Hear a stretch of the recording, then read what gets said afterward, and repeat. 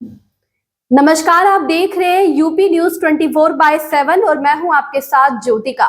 आइए रुक करते हैं कुछ बड़ी खबरों की ओर। महाराष्ट्र में 17 मार्च को हुई हिंसा के मामले में सरकार विपक्ष के बीच सियासी बयानबाजी जारी है। इस बीच मामले में कथित मास्टरमाइंड फहीम खान की गिरफ्तारी भी हुई है। सोमवार 24 मार्च को महाराष्ट्र सरकार ने फहीम के घर के अवैध हिस्से पर बुलडोजर कार्रवाई की। यूपी में योगी सरकार के 8 साल पूरे होने पर प्रदेश भाजपा उत्सव के रूप में मना रही है। इस मौके पर सोमवार से विविध आयोजन शुरू हो गए। इसी कड़ी में सीएम योगी आदित्यनाथ ने प्रेस वार्ता कर सरकार की उपलब्धियां गिनाई। उन्होंने सरकार की सेवा, सुरक्षा और सुशासन नीति पर जोर दिया।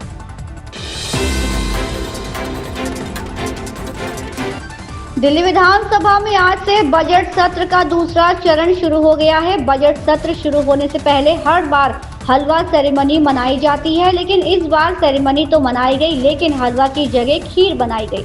दिल्ली बजट पेश करने से पहले सोमवार को खीर सेरेमनी मनाई गई। मुख्यमंत्री रेखा गुप्ता ने भगवान राम को खीर का भोग लगाया। इस तरह की सेरेमनी पहली बार मनाई गई है, जिसमें हलवा की जगह खीर तैयार की गई।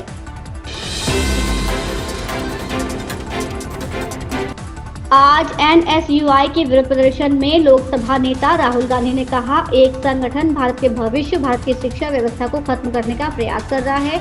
उस संस्था, उस संगठन का नाम आरएसएस है।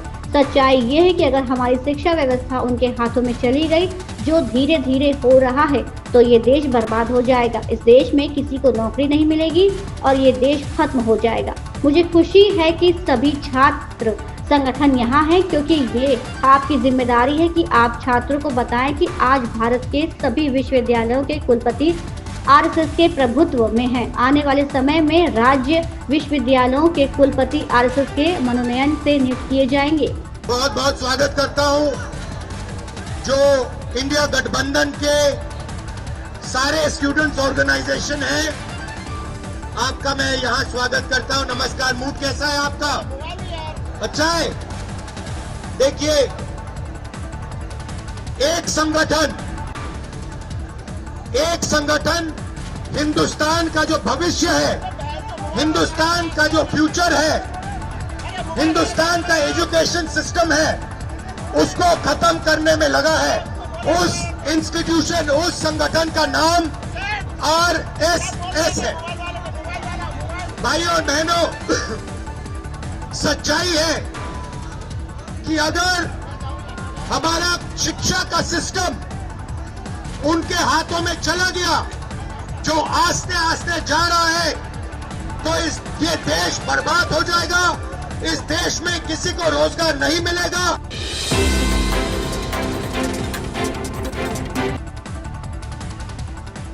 राज्यसभा में सोमवार को कर्नाटक में सरकारी ठेकों में मुस्लिमों को आरक्षण देने के मुद्दे पर जमकर हंगामा हुआ। सदन में केंद्रीय मंत्री किरेन रिजिजू और जेपी नड्डा ने कांग्रेस पर एक के बाद एक आरोप लगाए, जिनका कांग्रेस के राष्ट्रीय अध्यक्ष मल्लिकार्जुन खड़गे ने जवाब दिया। खड़गे के जवाब के बाद भी हंगामा जारी रहा। इसके बाद कार्यवाही को दोपहर 2 बजे तक के लिए स्थगित कर दिया गया। सार्वजनिक ठेकों में मुस्लिमों को 4% आरक्षण और हनी ट्रैप को लेकर कर्नाटक में विवाद जारी है। इस बीच राज्य के deputy CM DK Shiva Kumar ने एक निजी टीवी चैनल के कार्यक्रम में मुस्लिम आरक्षण के सवाल पर कुछ ऐसा कह दिया कि कर्नाटक से लेकर दिल्ली तक राजनीति में सरगर्मी बढ़ गई है।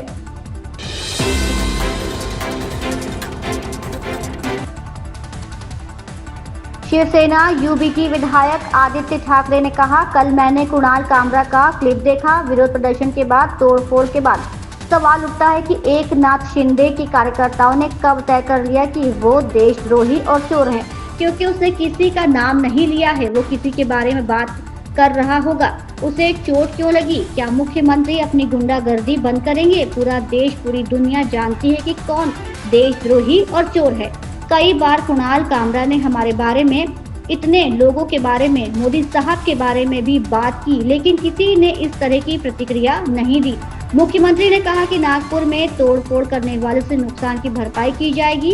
क्या कल तोड़फोड़ करने वालों से नुकसान की भरपाई की जाएगी? सीएम को अपनी आंखें खोलनी चाहिए और देखना चाहिए कि उन्हें कौन कम आंक रहा है। क्या ये विपक्ष है या उनके दोस्त?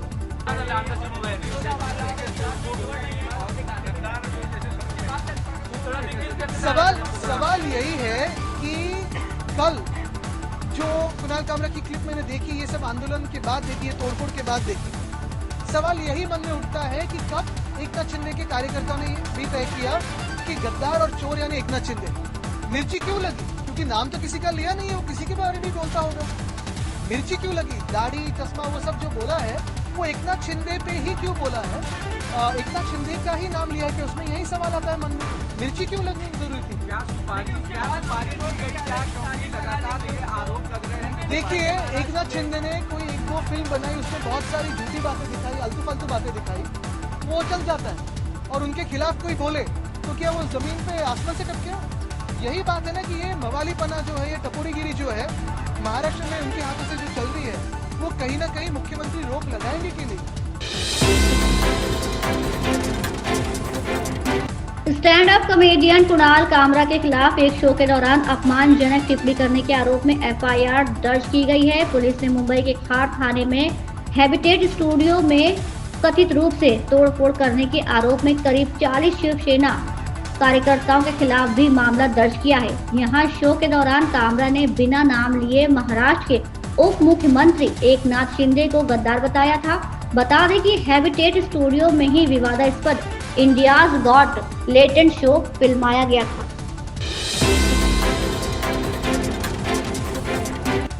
रैना और रणबीर अलाहाबादिया के बाद अब कॉमेडियन कुणाल कामरा विवादों में घिर गए हैं। उन्होंने बिना नाम लिए महाराष्ट्र के उप मुख्यमंत्री एकनाथ शिंदे पर कुछ ऐसा कह दिया कि शिव सैनिकों के उनके खिलाफ मोर्चा खोल दिया है। सीएम देवेंद्र फडणवीस ने भी कुणाल कामरा को सख्त लहजे में चेतावनी दी है। उत्तर प्रदेश में भाजपा सरकार के 8 साल पूरे होने पर सीएम योगी ने सोमवार को प्रेस वार्ता की।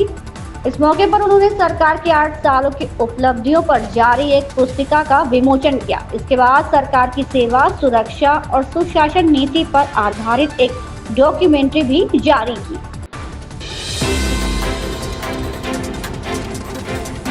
इमरान हाशमी आज अपना 46वां जन्मदिन मना रहे हैं और इस खास दिन पर उन्होंने अपने फैंस को सरप्राइज भी दिया है। अभिनेता ने 2007 में रिलीज हुई अपनी फिल्म आवारापन का सीक्वल आवारापन 2 की घोषणा की है। फिल्म में श्रेया सरन और मृणालिनी शर्मा भी थी। ये फिल्म बॉक्स ऑफिस पर फ्लॉप रही थी, लेकिन पिछले कुछ वर्षों में इसे एक कल्ट का दर्जा मिला है और आवारापन के गाने आज भी दर्शकों को पसंद आते हैं।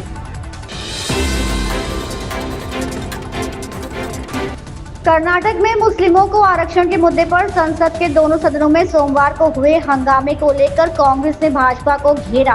कांग्रेस ने भाजपा पर संसद बाधित करने के लिए फर्जी मुद्दा उठाने का आरोप लगाया। सोमवार को जब संसद में इस मुद्दे पर हंगामा हुआ तो दोनों सदनों की कार्यवाही स्थगित कर दी गई। इन खबरों में बस इतना ही। बने रहिए यूपी न्यूज 24/7 के साथ। अगर आपको ये खबर पसंद आई हो तो हमारे चैनल को लाइक, सब्सक्राइब और शेयर करें और हमें अपनी राय कमेंट में जरूर बताएं।